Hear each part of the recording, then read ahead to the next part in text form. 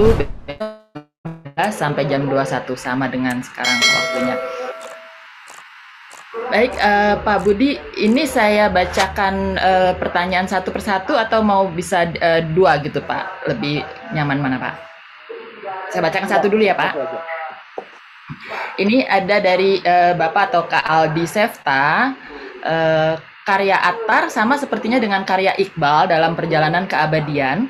Sebenarnya kita seperti dalam dimensi paradoks yang mana pada akhirnya ketika teknologi semakin tinggi, kebutuhan ego makin tinggi juga, dan buangan sampah lingkungan pun makin tinggi. Yang membuat buangan sampah adalah manusia itu sendiri dalam lingkungannya. Jadi bagaimana ekosufisme menghadapi paradoks ini? Itu pertanyaannya. Ya. Oke, jawabannya seperti tesisnya para ekosufi bahwa persoalannya itu ada di manusia, bukan di dalam tekniknya atau teknologinya. Jadi teknologi itu telah menguasai manusia, telah menjadikan manusia kehilangan keseimbangan, kehilangan dirinya, sehingga kemudian manusia menjadi menjadi budak dari teknologi. Jawaban saya seperti itu. Jadi itu sebabnya dalam ekosufisme atau ekospirituality pemecahannya adalah pada manusia.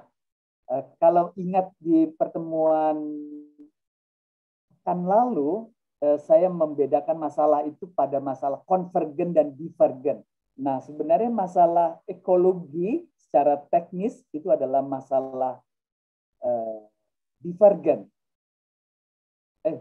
Masalah konvergen. Jadi masalah yang bisa dipecahkan secara teknis. Tapi masalah terkait dengan ekologi ini juga punya dimensi konvergen yang pemecahannya itu tidak mudah ya, karena itu paradoks. Jadi yang Anda sebut tadi paradoks itu memang betul, karena memang masalah itu selalu ada dua, ada divergen, ada konvergen. Nah, ketika yang divergen itu paradoks. Konvergen itu menyatukan sehingga bisa dipecahkan karena jelas ya. Dan masalah teknis itu konvergen. Nah, oleh karena itu bagaimana caranya? Ya, kualitas kemanusiaan harus kita tinggikan sehingga kita bisa memecahkan masalah. Ini sangat abstrak jawaban ini bagi orang modern, tapi bagi orang tradisional ini betul-betul bisa mudah dimengerti. Karena orang tradisional sangat tahu bahwa manusia harus meningkatkan kebajikan luhurnya supaya dia bisa menjadi manusia manusia yang sejati ya, yang merupakan imago Dei dalam bahasa Kristen, citra Allah. Lanjut, Mbak. Oke. Oke, terima kasih Pak Budi jawabannya. Selanjutnya saya berpindah dulu ke yang raise hand, Pak Joni ya. Kalau saya lihat di layar saya pertama kali paling kiri Pak Joni. Pak Joni, apa bisa di-unmute? Ya. Silakan Pak. Terima kasih. Saya ingin bertanya ke Pak Budi. Pak Budi, kalau kita lihat sekarang ya di industri perekonomian juga kita di bisnis kan sudah mulai memperkenalkan ESG, Environment, Social, Governance. Lalu pemerintah sudah memperkenalkan green economy, menerapkan carbon tax, gitu ya. Nah, gerakan-gerakan seperti ini gimana menurut Pak Budi? Apakah memang arahnya sudah sejalan begitu ya dengan mungkin jangka panjang ekosofisme? Karena kalau dilihat juga ini kan masih dalam ranah peraturan gitu, tidak menyentuh hal spiritual atau individu manusianya gitu. Mungkin saya minta tanggapan Pak Budi aja tentang hal ini. Ya. Terima kasih. Terima kasih Pak Joni. Jawaban saya ada pada diagram yang terakhir tadi. Diagram yang terakhir, kalau lihat lagi ya, saya buka lagi. Nah, ini dia. Jadi apa yang tadi Pak Joni sebut green economy, apalagi sesuatu yang saya agak asing, karbon tadi itu terus ada ekologi sosial apa itu ESG itu sebenarnya adanya di sini, pasti di sini. Sementara kalau kita bicara yang spiritual itu di sini. Jadi praksis ekologi, jadi bagaimana kita memecahkan masalah lingkungan ini, itu sebenarnya harus perpaduan dari tiga ini. Maka kemudian kita sebutnya transformatif. Praksisnya itu transformatif. Oke, jadi jawaban saya begitu. Saya bukan orang yang menganggap bahwa semua persoalan bisa dipecahkan oleh ekologi, eko yang berangkat dari perspektif agama secara umum, ada perspektif ketuhanannya. Itu hanya salah satu saja, tapi banyak hal lain yang tidak ada di situ. Kalau tanpa pengetahuan ekologi yang lain yang tadi Bapak sebut itu, ya nggak mungkin lah. Karena ini perspektif metafisik kan sebenarnya kalau spiritual itu. Begitu pendapat saya. Dia akan memperkaya kerohanian kita. Kalau kita seorang ekolog, kita akan diperkaya bahwa persoalan bukan hanya hal-hal yang teknis, bukan hanya hal-hal yang engineering, kalau istilahnya Nasser, tapi juga ada hal spiritual. Oke. Oke, terima kasih Pak Budi. Selanjutnya Pak Nurudin. Pak Nurudin, apa sudah bisa di-unmute, Pak?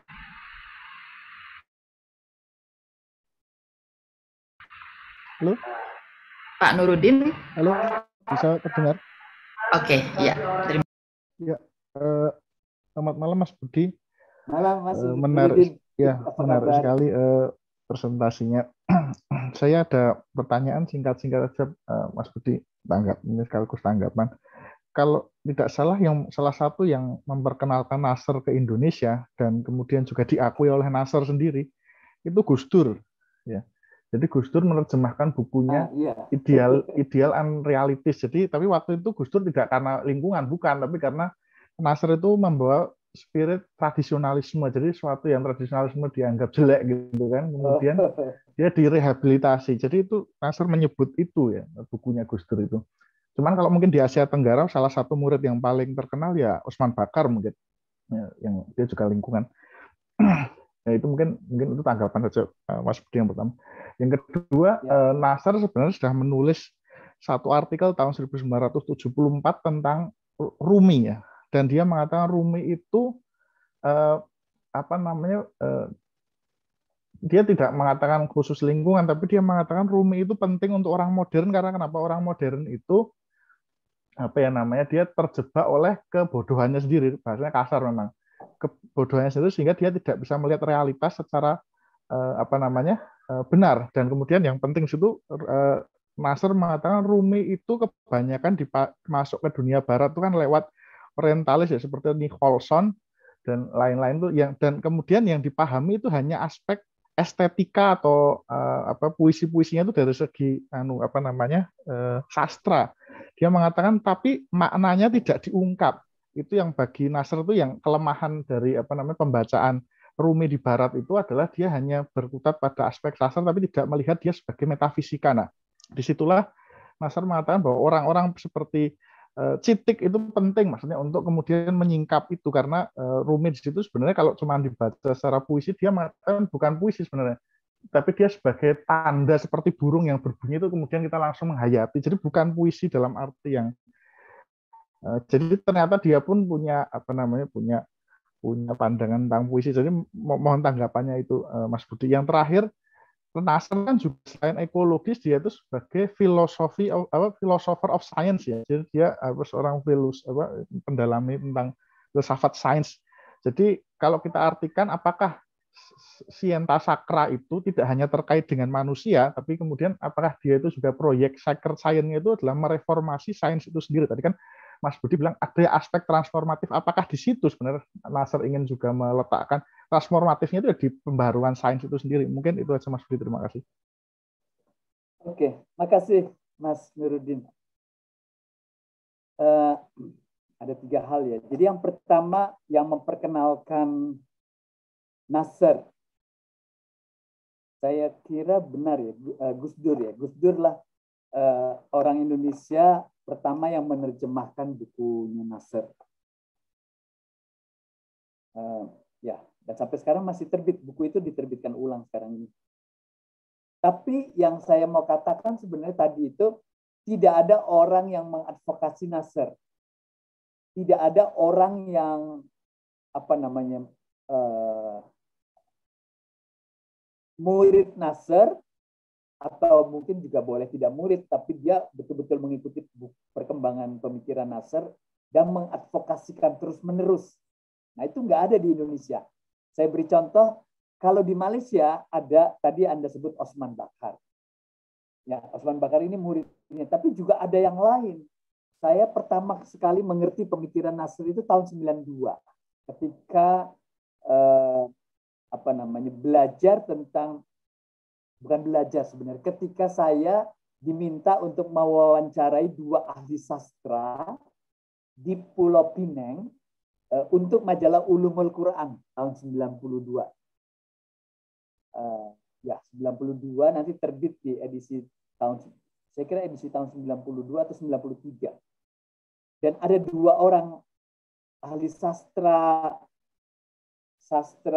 yang dipengaruhi oleh filsafat perennial, yaitu Saleh Ja'far dan Bahrudin Ahmad. Dulu mereka adalah dosen sastra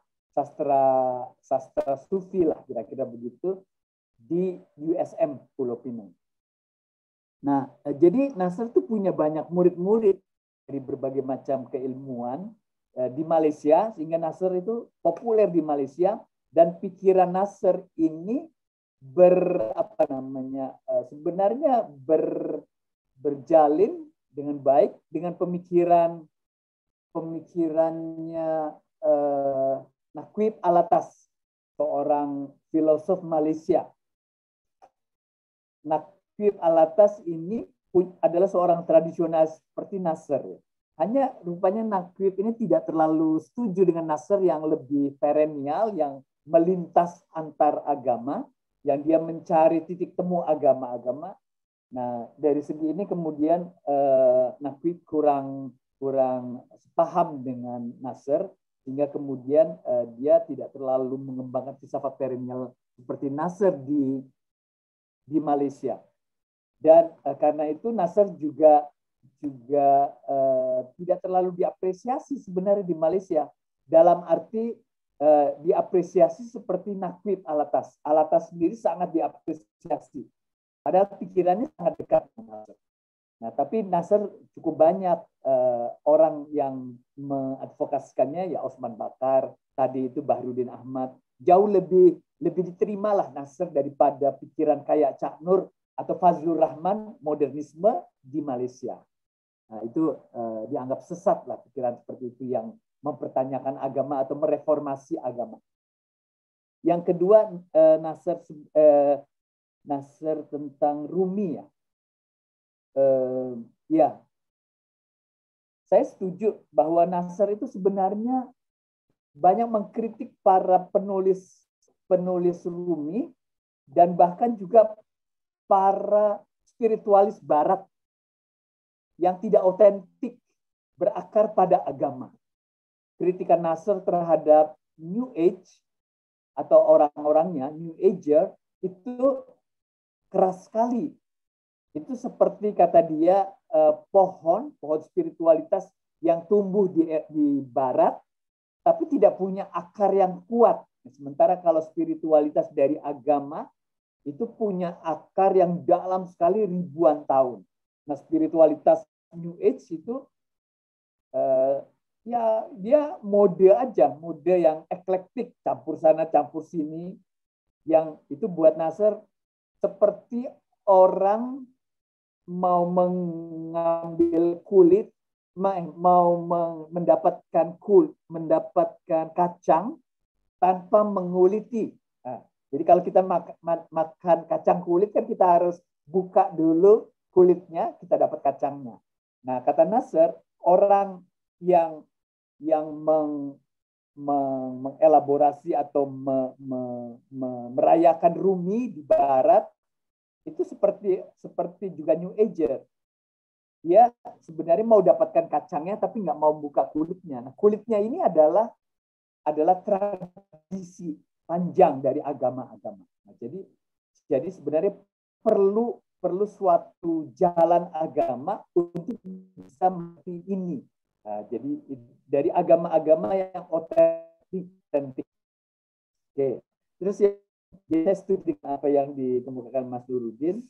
Karena itu Nasr sebenarnya sangat suka dengan William Chittick karena William Chittick itu kan muridnya langsung. Sementara kalau Nicholson itu kan mungkin sebaya atau lebih tua ya. Jadi dia memang beda ya. Dan sebagai muridnya William Chittick itu sangat mengerti tradisi ini. Saya sendiri kurang jelas tentang Nasr kenapa suka memberi judgement seperti itu ya. Misalnya saya nggak mengerti kenapa Nasr itu tidak mengapresiasi tradisi perennial yang di luar dari kelompoknya sendiri. Misalnya ada Aldous Huxley. Aldous Huxley mempunyai buku judulnya Perennial Philosophy pada tahun 48 dan istilah ini menjadi terkenal di Barat karena bukunya Aldous Huxley. Tapi oleh Nasr buku itu dianggap buku murahan lah. Padahal itu ya kalau menurut saya buku itu betul-betul memberi kunci pada orang Barat untuk masuk ke dunia spiritual. Tentang philosophy of science ya saya kira Nasr memang orang yang punya kritik terhadap sains modern dengan kritik yang sama ya seperti terhadap lingkungan, hilangnya yang sakral dalam sains sehingga dia menyebut sains tradisional itu adalah sacred science, scientia sacra. Dan dia pasti akan mengatakan sains di masa Islam, sains klasik yang luar biasa itu adalah sacred science, sains suci. Nah, tapi sains modern itu sains sekuler dan sains sekuler menghasilkan krisis, kira-kira seperti itu. Ya ini wacana filsafat ya yang dari Nasr, tapi bagaimana Nasr merekonstruksi sains, metode sains, saya nggak bisa memahaminya. Apakah memang Nasr itu sedang bicara hanya di level metafisik, sehingga level metafisik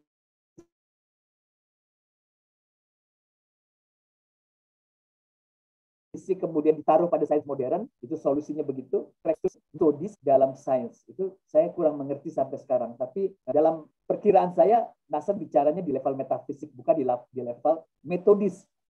Di level metodis kayaknya Nasr tidak menolak metode sains modern. Kelihatannya ya empirisisme, ya apa yang ada dalam filsafat sains lah, verifikasionisme, falsifikasionisme, dan seterusnya. Nah, saya kira Nasr masih tetap mengapresiasi itu. Itu Mbak Pab. Ya, terima kasih Pak Budi. Ini sebenarnya ada pertanyaan yang tertulis, tapi saya pikir tadi kurang lebih udah terjawab ya. Mungkin saya coba mau menambahkan pertanyaan dari saya, Pak. Bila dikatakan agama itu pasti mengutamakan, kan tadi dikatakan semua agama mengutamakan pelestarian alam. Nah, kalau bila sekilas saya perhatikan itu banyak kebutuhan atau ritual agama yang justru tidak bersahabat dengan alam. Seperti misalkan dengan adanya agama-agama, pembangunan banyak sekali rumah ibadah, kemudian ritual keagamaan juga kerap merupakan pemborosan sumber daya alam. Apalagi kalau entah ini pemahaman agama yang kurang tepat atau bagaimana, adanya ajakan memiliki anak banyak gitu, sehingga beranak pinak itu kan benernya merusak alam ya, terlalu beranak pinak banyak gitu. Nah itu bagaimana pendapat Mas Budi? Kasih. Ya. Ya, sekarang disadari bahwa banyak hal dalam keberagaman kita itu tidak ekologis, tidak hijau. Sehingga apa yang tidak hijau itu sekarang dicoba dihijaukan. Di pertemuan pertama kita sudah singgung sedikit tentang Green Deal, pemikiran tentang agama hijau dari seorang imam dari Amerika yang sekarang ini sudah mulai memberi pengaruh. Jadi apa yang kurang tepat secara ekologis dalam praktek keberagamaan kita itu mulai dikoreksi. Contohnya ya, misalnya saya ambil contoh di pertemuan yang lalu saya beri 3 contoh, tapi sekarang saya mau tambah 1 contoh, Masjid Istiqlal. Ini masjid ya. Masjid Istiqlal itu sebenarnya adalah masjid yang hijau, green mosque.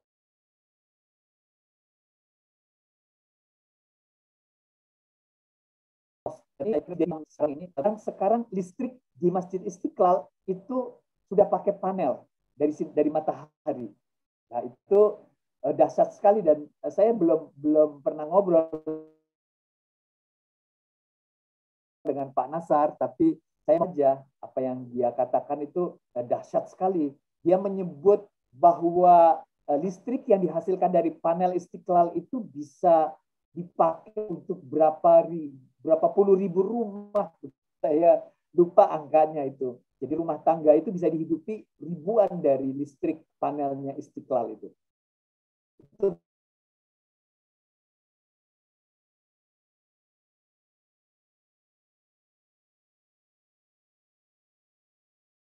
pertama. Terus kedua adalah salat di Masjid Istiqlal dan kemudian menggunakan air. Mereka berwudu ya di Masjid Istiqlal. Itu airnya kan terbuang ya.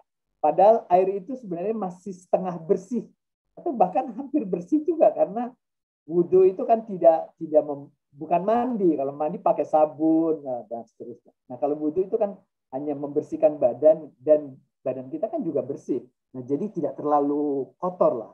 Nah, sekarang Pak Nasar punya pemikiran tentang bagaimana recycle air itu untuk dipakai wudhu lagi. Sedang dicari fikihnya, apakah bisa? Mungkin bisa ya. Yang soal suci dan menyucikan kan itu fikihnya. Airnya harus suci dan menyucikan. Nah, tapi kalau itu bisa dan itu dilakukan, itu akan menjadi hal yang hebat sekali karena akan terjadi penghematan air.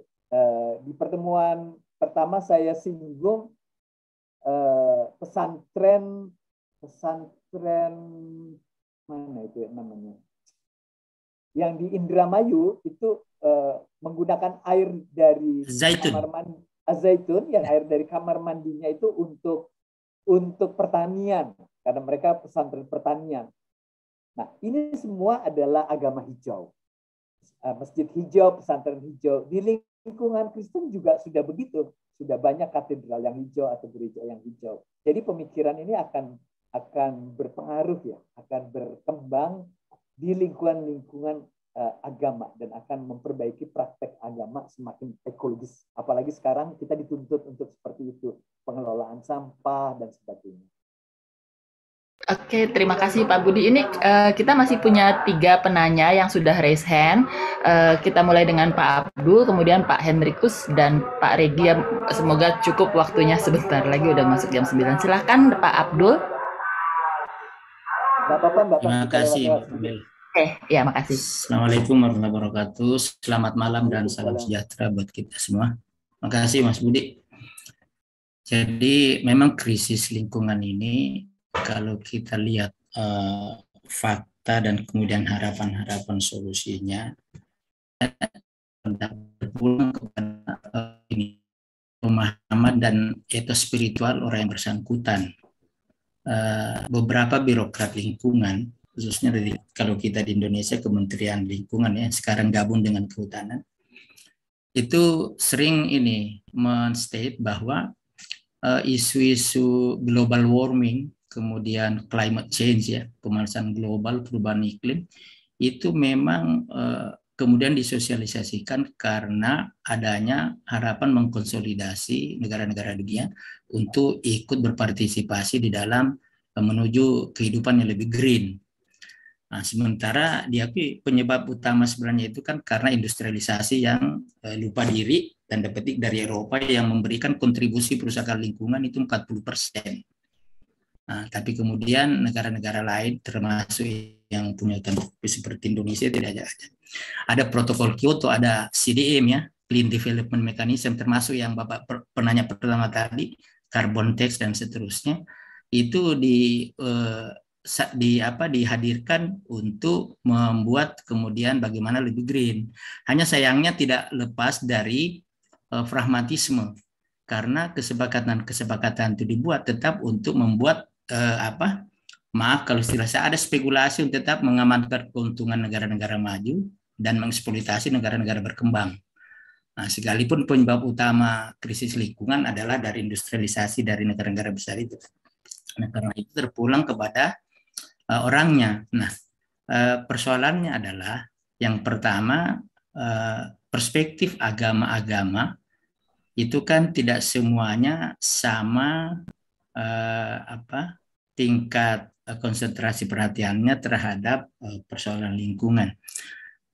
Rumi juga dalam kajian kita kelas ekosofisme ini kemudian kan hanya katakanlah dikaji lanjut oleh Nasser. Rumi sendiri kan tidak pernah berharap begitu, hanya karena kualitas religiositasnya, spiritualitasnya yang sangat tinggi menghadirkan dampak universal.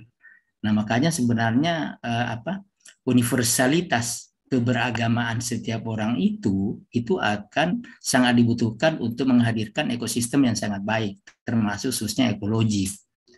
Nah, jadi pertanyaan saya mungkin bagaimana caranya, atau adakah di antara pengalaman kata lintas agama itu yang mencapai kearifan pada level tertentu, ya, bisa menunjukkan eskalasi spiritualitasnya untuk sampai pada sesuatu yang bisa mendukung kehidupannya green gitu, ekosofisme. Nah, terus yang kedua bisakah ada semacam lagi-lagi dari pengalaman para tokoh di berbagai agama itu, Mas punya informasi untuk memproses setiap orang yang tidak membuat nanti bias, ya, seperti tadi yang Mbak Pamela katakan kan, itu kan karena pelaku agama misalnya yang tidak konsisten dengan hakikat ajaran agama sehingga terjadi pelanggaran. Tapi kalau melakukan seperti contoh Mas Budi di Az-Zaitun, di Istiqlal, itu kan malah bisa lebih bagus. Jadi intinya kalau ajaran agama dilakukan dengan baik, yaitu bahkan termasuk persoalan lingkungan pun akan tereksekusi dengan baik. Nah, adakah fenomena beragama yang cukup spesifik di antara agama-agama yang ada di dunia yang bisa mengamankan mereka dari mungkin istilahnya lompatan spiritualitas, ya, spiritual jumping, supaya bisa seperti Rumi, bisa seperti tokoh-tokoh yang lain yang Mas Budi katakan tadi. Karena itu yang kita butuhkan. Bahwa kemudian kalau Mas Budi men-state ini hanya salah satu cara, iya, karena belum dipeduli oleh katakanlah decision maker atau pengambil kebijakan. Tapi andai saja nuansa-nuansa ekospiritualitas ini diterapkan sebagai landasan tata kelola pembangunan, saya yakin kondisi dunia ini tidak akan seperti ini. Nah, karena apa? Dengan kehadiran penggunaan sains dengan pragmatismenya, mereka-mereka yang mengelola negara atas nama kekuasaan membuat bukan hanya alam ditata, tapi sebenarnya membuka jalan yang mudah untuk melakukan eksploitasi. Dan ini hanya bisa dihentikan dengan spiritualitas, saya pikir. Terima kasih. Assalamualaikum. Silakan Pak Budi. Ya, betul Pak. Jadi masalah kerusakan lingkungan ini tidak bisa dipecahkan dengan ad hoc, ya, dengan jalan yang setengah-setengah, ya. Itu ada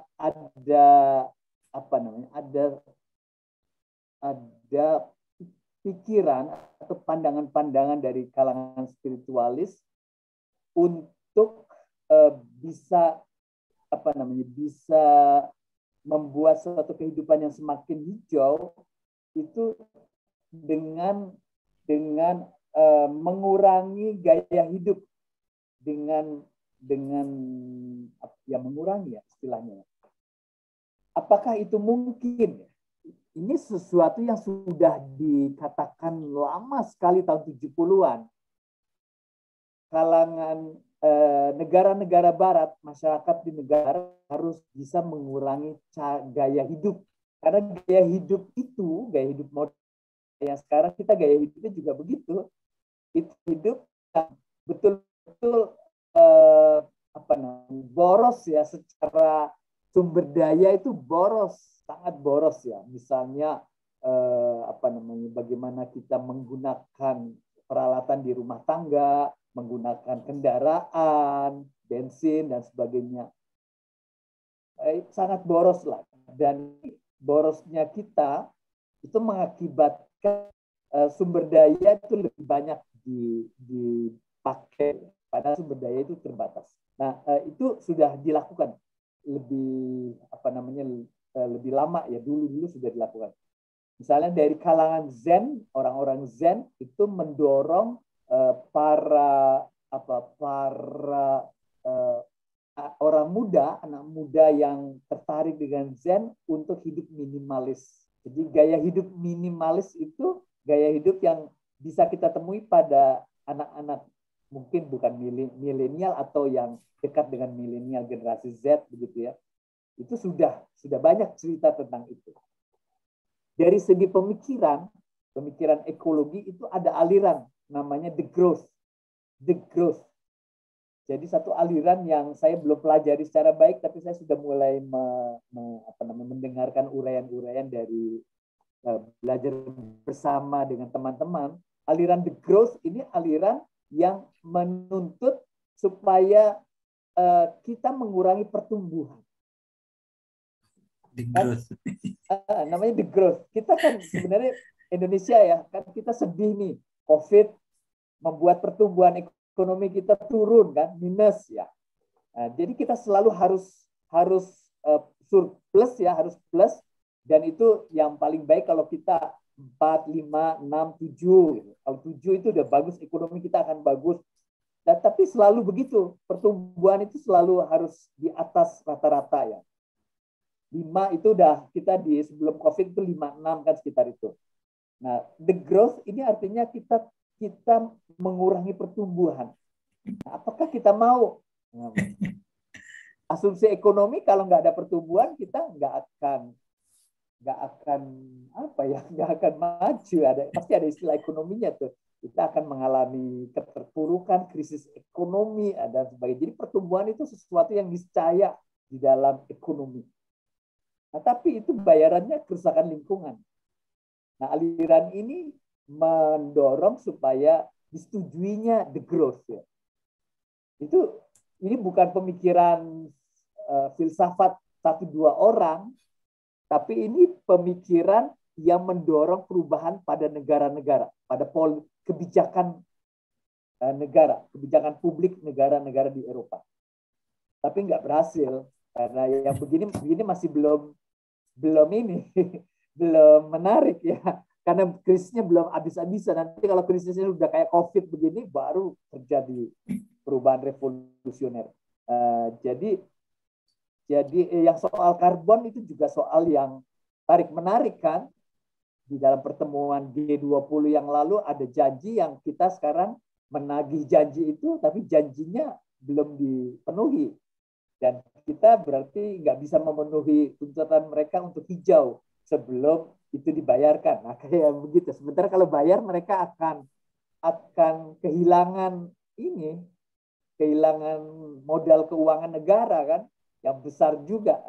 Tarik menarik seperti itu sehingga sebenarnya ini persoalan yang memang betul-betul radikal ya, harus radikal. Saya nggak tahu bagaimana. Begitu ya Pak. Apa lagi ya? Spiritual jumping itu ada. Spiritual jumping, ya. Jadi para orang-orang bijak. Ya, perspektif spiritual nggak dianggap penting di dalam kebijakan ekologi. Itu dianggap sama aja seperti agama gitu. Agama kan nggak penting di dalam sains ya. Jadi semua solusi harus evidence based, harus berdasarkan pembuktian pentingnya di sains ya. Nah, selama kita belum betul-betul mengalami krisis, itu belum betul-betul mengguncang ya. Misalnya climate change, climate change atau pemanasan global itu sampai sekarang jadi perdebatan itu sungguh-sungguh ada atau enggak. Jadi saya juga kadang-kadang bingung dengan para ahli ini, rupanya mereka masih berdebat soal yang misalnya kita dikasih tahu naik derajat aja itu akan terjadi bencana ini, bencana itu yang sangat mengerikan, dan juga geografi kita akan berubah. Indonesia akan pulau-pulaunya tidak seperti ini lagi kalau ada naik berapa 2 derajat begitu di berapa puluh tahun yang akan datang. Nah, itu pun banyak ahli yang nggak percaya adanya climate change itu. Tapi ya saya kira kita pada siapa lagi percaya kalau bukan pada para ahli kan? Begitu Pak Hafid. Oke, terima kasih Pak Budi. Selanjutnya Pak Hendrikus, mohon disampaikan dengan singkat Pak Hendrikus. Terima kasih. Terima kasih Mbak. Terima kasih Pak Budi atas yang sangat mencerahkan malam ini.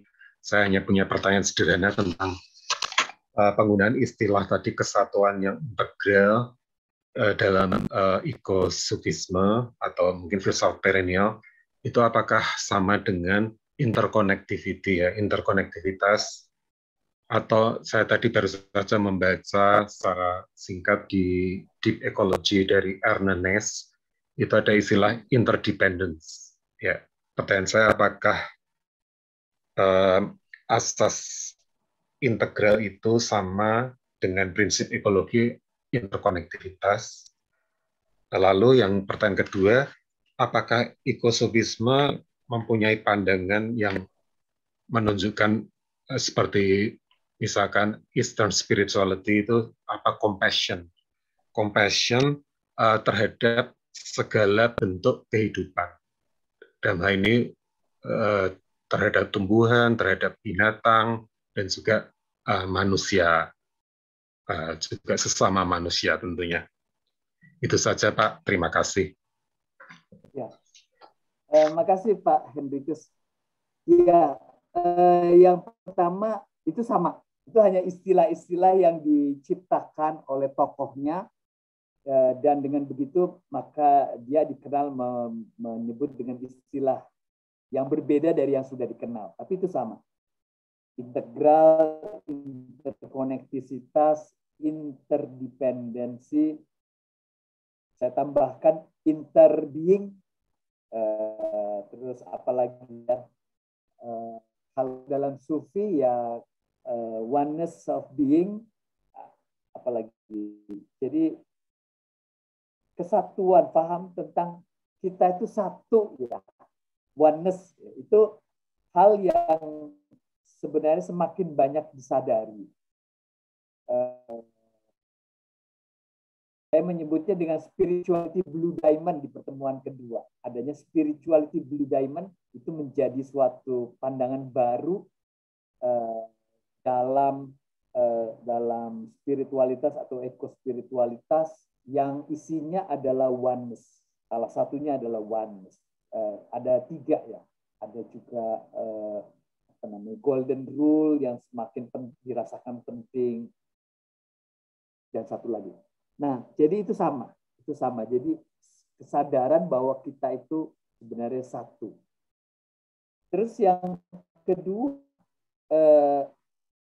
ekosofisme itu punya apa istilahnya ya?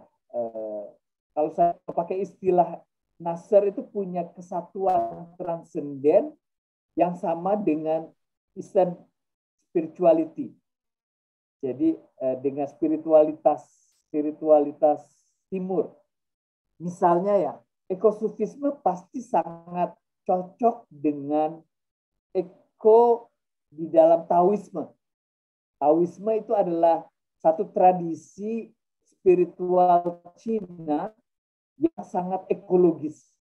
Dan ada seorang siapa namanya saya lupa. suaminya Sachiko Murata. Jadi ada seorang yang menulis buku Sufism and Taoism.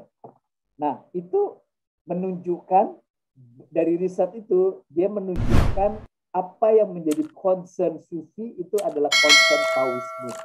Sehingga bukan William Cittick. Apa William Cittick ya? Saya kayaknya iya. Nah, nanti saya ingat sebentar lagi. Nah, jadi kita sekarang punya satu sering menemukan pandangan-pandangan Taoisme sebagai pandangan yang ekologis dan Taoisme alam yang sangat konsen sekali dengan alam, dan karena itu ekosufisme itu sama dengan eko dari Taoisme. Dan compassion menjadi bagian yang penting. Compassion bukan hanya ada di dalam agama Buddha. Agama Buddha itu compassion adalah core-nya dari agama Buddha. Ketika Buddha bertemu dengan Taoisme menjadi Zen, compassion juga menjadi core-nya. Dalam Sufisme pasti menjadi core-nya karena Tuhan adalah Maha Rahman dan Maha Rahim, kan itu kan compassion. Love and compassion. Jadi akhirnya ekosufisme itu sebenarnya dalam efeknya adalah compassion. Dan sekarang seperti dikatakan oleh Karen Armstrong mengadvokasi supaya etika compassion menjadi etika yang betul-betul ditunjukkan dan diadvokasikan oleh agama-agama. Nah, ini termasuk juga dalam ekologi, karena compassion ini penting sekali ya. Dalam A Common Word, satu dokumen yang mempertemukan Islam dan Kristen di tahun 2007, itu juga compassion disebut. Jadi apa yang Pak Hendrikus sebut, saya kira benar, ekosufisme itu mementingkan compassion. Okay. Terima kasih Pak. Ya, terima kasih Pak Budi. Sama-sama. Pertanyaan terakhir dari Pak Regi. Silakan Pak Regi. Slomo, selamat malam. Pak Budi. Pak Regi. Ya, selamat malam. Terima kasih untuk pemaparan pada malam hari ini. Saya serasa nostalgia dengan ekologi. Beberapa tahun yang lalu di Surabaya sempat digelar beberapa kali periode untuk mengadakan Green Art Indonesia, di mana semua pemikiran mutakhir tentang ekologi dikumpulkan, entah berbicara tentang apapun, tentang entah itu terkait seni, agama, atau apapun yang bisa berbicara tentang ekologi, entah tentang wayang atau tentang sains atau tentang apapun, bahkan matematika. Kami berkumpul dan berbicara di sana. Tapi dunia berlalu, dan hari ini, detik ini, saya mendengar pemaparan ekosufisme. Mungkin bukan hal yang baru saya dengar, tapi yang saya tunggu adalah satu topik tentang disrupsi. Ini sesuatu hal yang mungkin bisa secara detail dan gamblang menjawab apa yang terjadi hari ini. Saya ingin mendengar topik itu. Saya ingin mendengar juga gamblang dari Pak Budi tentang hal itu. Apakah Pak Budi berkenan untuk membagikan hal itu? Terima kasih. Maksudnya dengan disrupsi itu kondisi krisis lingkungan, begitu? Kita berbicara tentang ekosufisme. Saya pikir itu juga terjadi di dalam ekosufisme, disrupsi dalam ekosufisme. Disrupsi dalam ekosufisme. Ya, jika terlalu berat mohon tidak usah dijawab.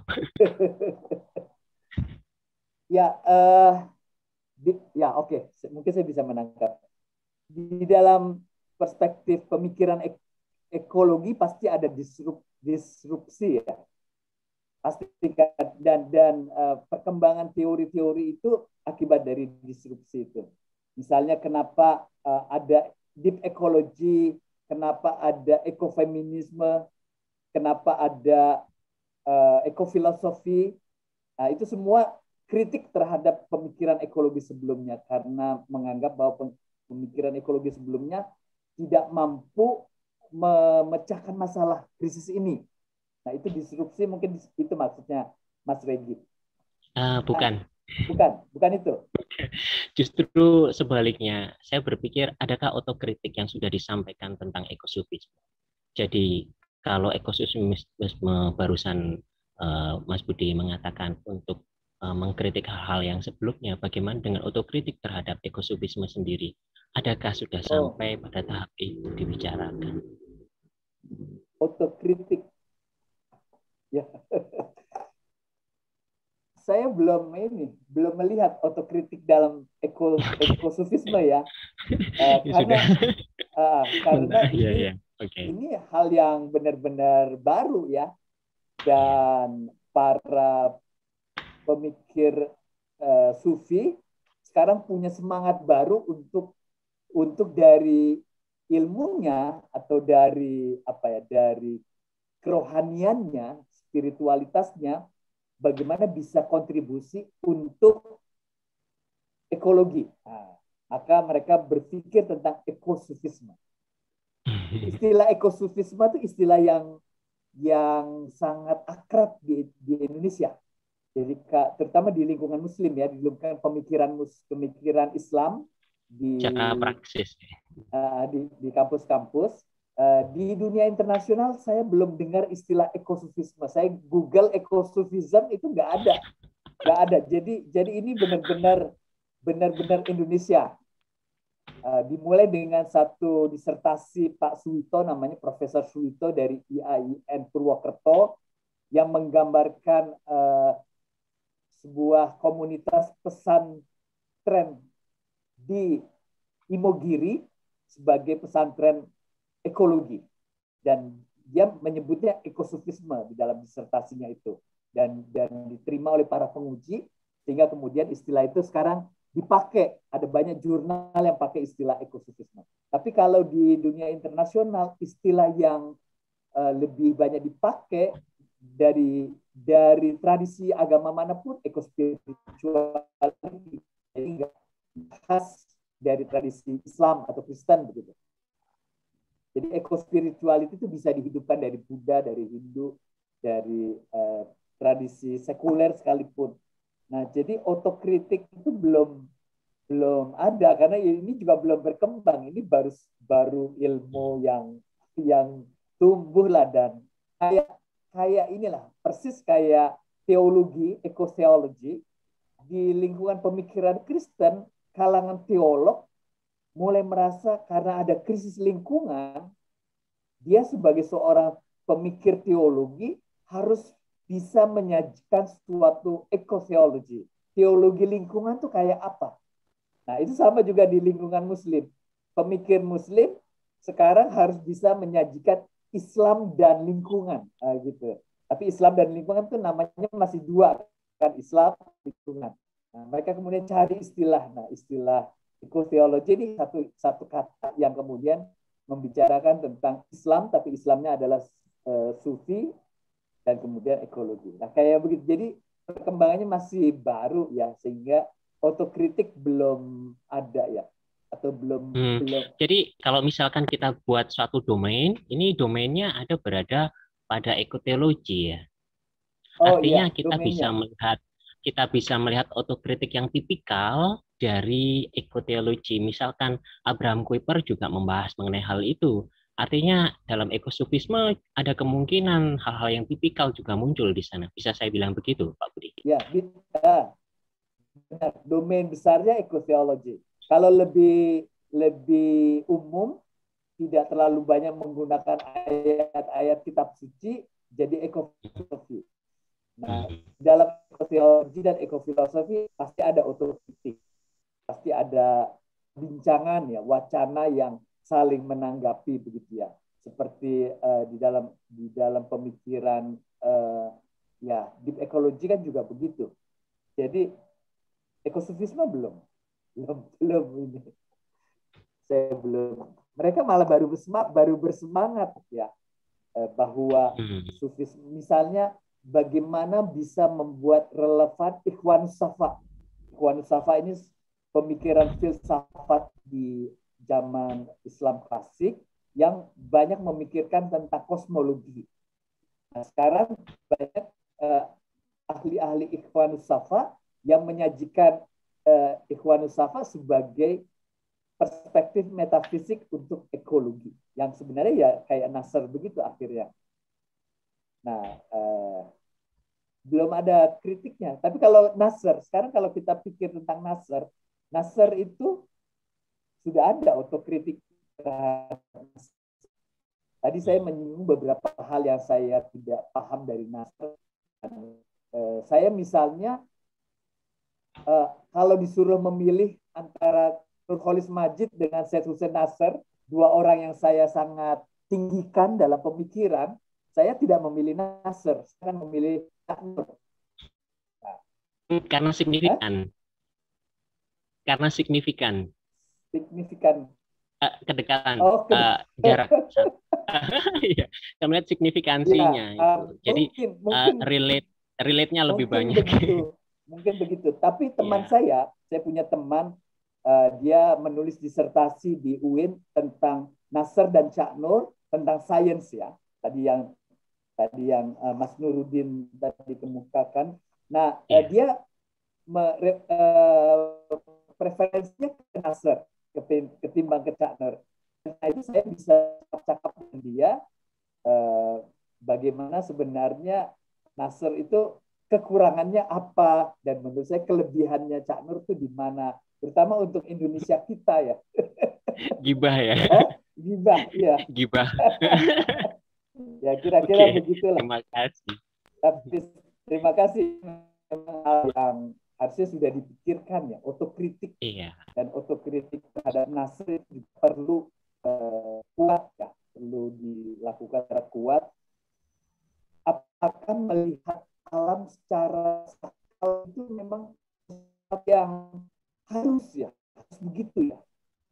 Itu di era pemahaman teosis ya itu. Ya, di era agnostisme, sekarang kan eranya agnostisisme. Agnostisisme apakah memang membahas spiritualitas? Nah, ini hal yang menarik ya, karena sekarang agnostis penting.